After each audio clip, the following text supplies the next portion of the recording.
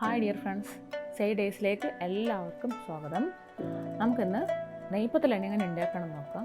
അപ്പോൾ നമുക്ക് വീഡിയോയിലേക്ക് പോകാം.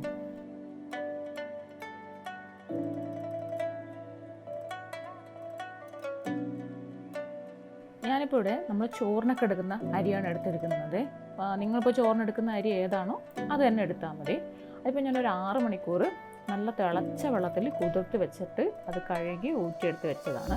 അതിലേക്ക് ഒരു വലിയ സവാള ഞാൻ മുറിച്ചിട്ടിട്ടുണ്ട്. അതിലേക്ക് ഒരു മുറി തേങ്ങ ഇട്ട് വെച്ചിട്ടുണ്ട്. അതായത് ഏകദേശം 1.5 കപ്പോളം ഉണ്ടാവും. വലിയ ഒരു തേങ്ങേൻ്റെ ഒരു പകുതിയാണ് ഞാൻ എടുത്തത്. അപ്പോൾ ആ തേങ്ങ അതിനകത്ത് ഇട്ട് കൊടുത്തിട്ട് അതിലേക്ക് വലിയ ജീരകം, പെരുംജീരകം എന്ന് പറയുന്നില്ല, അത് തന്നെ, അതും കൂടിയിട്ട് അതുകൊണ്ട് ഇട്ട് കൊടുക്കുക. പിന്നെ ഇതിലേക്ക് ആവശ്യത്തിനുള്ള ഉപ്പ് ഇത്ര ഇട്ട് കൊടുത്തിട്ട് ഇത് നമുക്കൊന്ന് ഗ്രൈൻഡ് ചെയ്തിട്ട് വരാം. അതായത് നിങ്ങൾക്ക് ഗ്രൈൻഡറിലിട്ട് അരക്കാം. പിന്നെ ഇപ്പോൾ ആരും അമ്മിമ്മലൊന്നും അരക്കാറില്ല. ഇത് പിന്നെ അരി പൊടിച്ചിട്ട് ഉണ്ടാക്കുന്ന ആൾക്കാരുണ്ട് കേട്ടോ. ഇവിടെ പക്ഷേ അങ്ങനെ അരി പൊടിപ്പിച്ച് കിട്ടുന്നില്ല എനിക്ക്.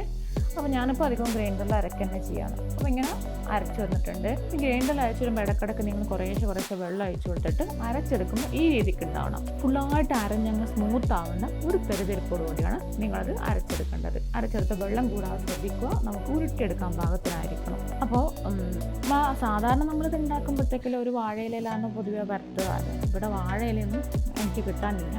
അതുകൊണ്ട് ഞാനൊരു പ്ലാസ്റ്റിക്കിൻ്റെ കവർ, നിങ്ങൾക്ക് അല്ലെങ്കിൽ എന്താ വെച്ചാൽ നമ്മൾ എണ്ണയുടെ കവർ ഉണ്ടാവില്ല, ഓയിലൊക്കെ മേടിക്കുന്ന, പിന്നെ കോക്കനട്ട് ഓയിലോ അല്ലെങ്കിൽ സൺഫ്ലവറൊക്കെ മേടിക്കുന്ന അതിൻ്റെ കവർ ഒരെണ്ണം കട്ട് ചെയ്ത് വെച്ചാൽ അതിലായി മതി. ഇതുപോലെ ചെറുതായിട്ടൊന്ന് പരത്തി എടുക്കുക. നമ്മൾ വിരൽ കൊണ്ട് പരത്താതെ കൈൻ്റെ ഉൾഭാഗം കൊണ്ട് പരത്തി എടുത്തു കഴിഞ്ഞാൽ ആയിരിക്കും. അല്ലെങ്കിൽ ആ വിരലിൻ്റെ പാട് ഇങ്ങനെ കിടക്കുമ്പോൾ ഒരു സുഖം ഉണ്ടാകും. അപ്പോൾ ഈ ഒരു തിക്നെസ് നമുക്ക് പരത്തിയെടുത്തതിന് ശേഷം നല്ല ചൂടായ എണ്ണയിലേക്ക് നമ്മളത് ഇട്ട് കൊടുക്കുക. അപ്പോൾ നിങ്ങൾ എൻ്റെ ആദ്യമായിട്ടാണ് ചാനൽ കാണുന്നതെങ്കിൽ സബ്സ്ക്രൈബ് ചെയ്യാനും തൊട്ടടുത്ത് കാണുന്ന ബെല്ലൈക്കൺ എനേബിൾ ചെയ്യാനും മറക്കരുത്. അപ്പോൾ ഇതാ തിരിച്ച് മറിച്ച് വിട്ടിട്ട് നിങ്ങളിത് ഇടുമ്പോൾ കുറച്ച് എണ്ണ അതിൻ്റെ മുകളിലേക്ക് കോരി ഇങ്ങനെ ഒഴിച്ച് കൊടുക്കുക. അതാ കറക്റ്റായിട്ട് വന്നിട്ടുണ്ട്. അപ്പോൾ എല്ലാവരും ഒന്ന് ട്രൈ ചെയ്ത് നോക്കുക.